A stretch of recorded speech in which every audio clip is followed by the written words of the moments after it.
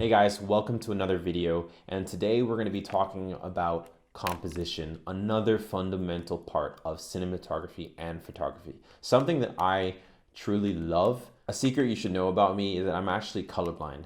I'm not severely colorblind, but it's very difficult for me to distinguish between red and green.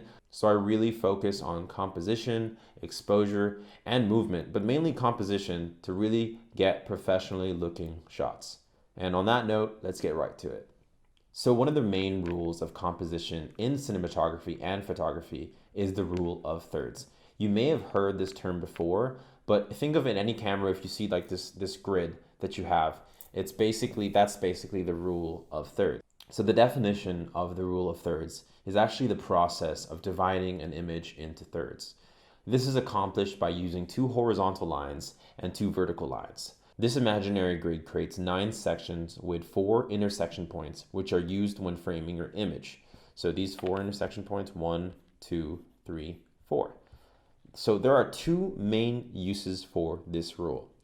Number 1, position the most important elements of your image, so whether that's a subject or a product, at these intersection points. And number 2, try to break up your composition into thirds. So if you position something in the middle third, you tend to have a more aesthetically pleasing image. So overall, the rule of thirds helps you create an aesthetically pleasing and natural image.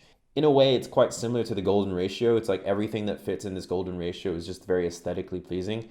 Obviously, it's a completely different concept, but the rule of thirds is kind of similar. It's like the golden ratio in film, in the way I look at it at least.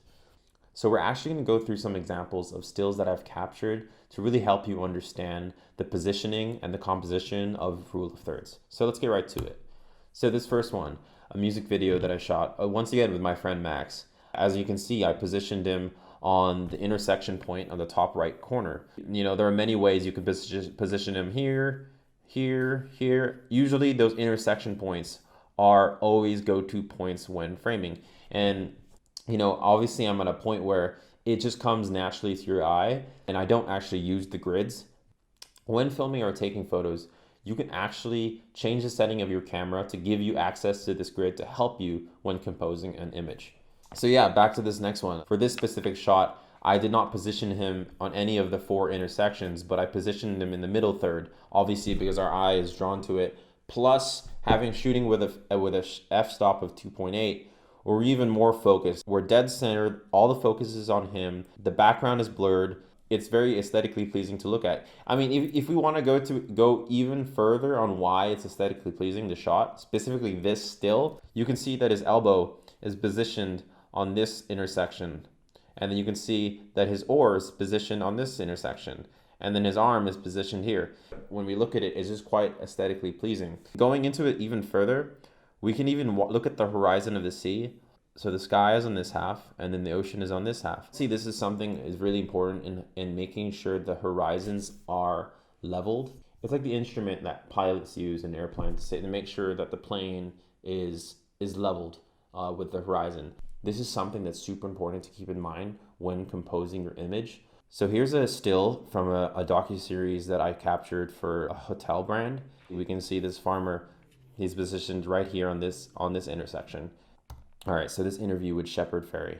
Using the rule of thirds in interviews is actually super important because sometimes it's just talking head and you really want this one static shot to be very aesthetically pleasing. So you want to focus the attention of the audience to this person. There is no wrong or right intersection you should choose. As you can see from some of the examples I've shown you already, I tend to focus towards the right. My eye just naturally leads to the right. Another example similar to the shot that we had of Haiti, framing our subjects dead center, middle of the thirds, our eye is just drawn to him. Obviously with other factors like the aperture, the rim light from the sun, we're just focused on him. It's just aesthetically pleasing. It just turns out to be a great image. Obviously his head is not exactly in the intersection point. As long as you're close to these intersection points or framing within the thirds, I can assure you that you will have an aesthetically pleasing image. This is a rule that helps you if you know absolutely nothing about composition. You will always get a great shot, even with your iPhone, using the rule of thirds. Your iPhone has the grid, so just keep that in mind. However, in the art side of filmmaking, you want to break away from these norms and You know, it's okay to do like, you know, off kind of go offset and get tilted angles, Dutch angles, and don't follow these rule of thirds. Maybe it's the motivation of the scene. You know, if you want the audience to feel quite uncomfortable, yeah, break the rule of thirds, because that will be very uncomfortable to the eye. If you're watching a very uncomfortable scene, break the rule of thirds, because you'll also break the comfort of your viewers. They're so used to aesthetically pleasing images based off the rule of thirds, but if you break that rule completely, maybe framing someone right up here or maybe down over here, obviously it's going to be super uncomfortable and we're going to immediately notice it. So that's something to keep in mind in the future. And on that note, that is the end of this video, and I will see you in the next one.